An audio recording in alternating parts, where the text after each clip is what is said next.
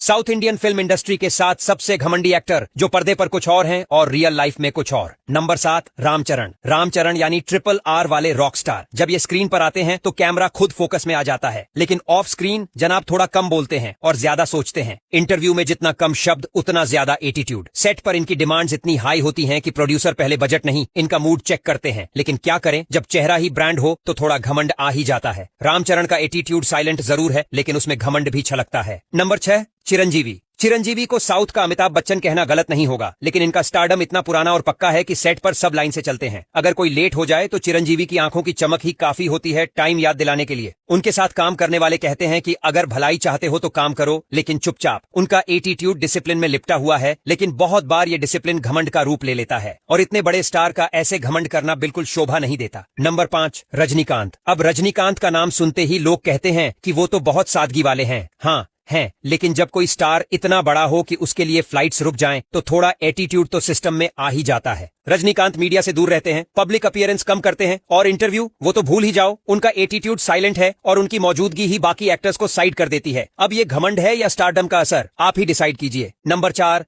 महेश बाबू। महेश बाबू का चेहरा जितना शांत है उतना ही तेज उनका एटीट्यूड है।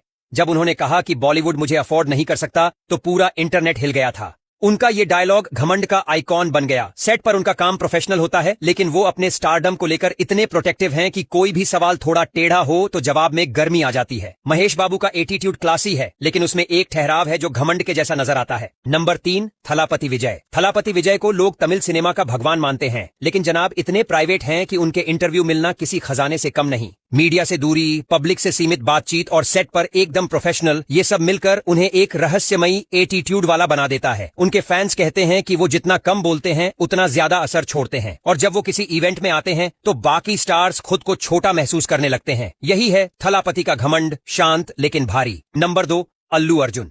पुष्पा के बाद अल्लू अर्जुन का स्टारडम आसमान पर है और उनका एटीट्यूड भी। सेट पर उनका स्टाइल इतना ओवरलोड होता है कि कैमरा खुद थक जाता है। वो अपने लुक्स, एंट्री और डायलॉग डिलीवरी को लेकर इतने पक्के हैं कि डायरेक्टर को भी 2 बार सोचना पड़ता है। इंटरव्यू में उनका स्वैग, पब्लिक में उनकी चाल और सोशल मीडिया पर उनकी पोस्ट, सब कुछ जो आपको सोशल मीडिया में अपना चेहरा दिखाते हैं हीरो, वो ऐसे होते नहीं। वो अपना सिंपल लाइफ में काफ़ी ज़्यादा खड़ूस और काफ़ी ज़्यादा गंदे स्वभाव के होते हैं। कुछ हीरो तो और भी अच्छे होते हैं। ऐसी ही जानकारी के लिए हमारे चैनल सब्सक्राइब कीजिए, लाइक कीजिए और शेयर कीजिए। Thank you. ये सब प्रभास के घमंडी एटीट्यूड का हिस्सा है। उनके फैंस उन्हें भगवान मानते हैं, लेकिन प्रभास खुद को ज्यादा दिखाना पसंद नहीं करते, और जब वो किसी फिल्म के